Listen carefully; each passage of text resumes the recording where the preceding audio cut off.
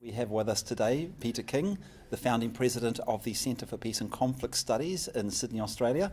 And we understand that you're organising a very special event on July 8th this year. So Peter, tell us about this tribunal you're organising. Well, 7th and 8th, but 8th is the big day, the 20th anniversary of the famous decision of the ICJ on the legality of nuclear weapons. That's the International Court of Justice.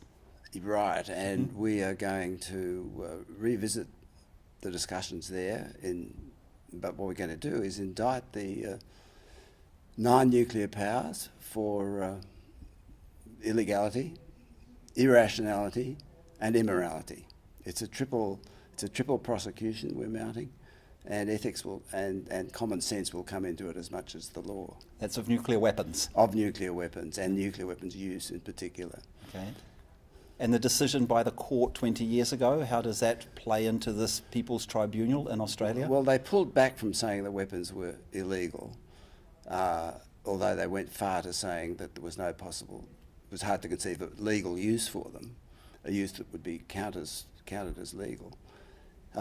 We're hoping to go beyond that, and we're bringing in not only legal experts but technical experts on nuclear effects and nuclear war scenarios. And we're also bringing in ethically concerned people like Helen Caldicott, who are famous campaigners against nuclear weapons from the 80s, when there was more global consciousness of nuclear dangers than there is now.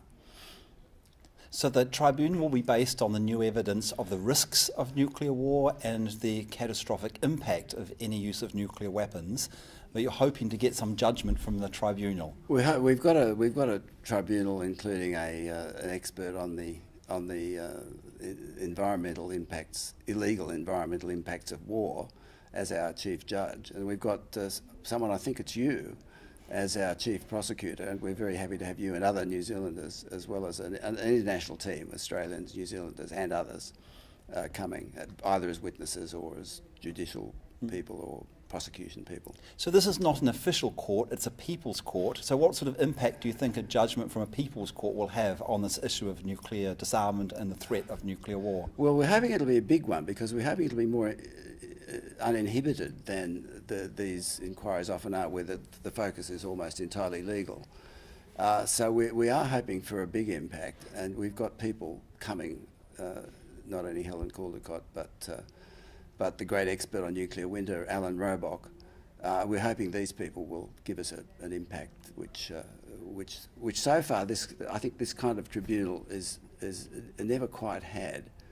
But we're in a sense we're letting the stops out by having ethical and common sense concerns, like the complete madness really of deploying nuclear weapons and contemplating a first strike against an opponent with nuclear weapons, which is a big part of the current danger.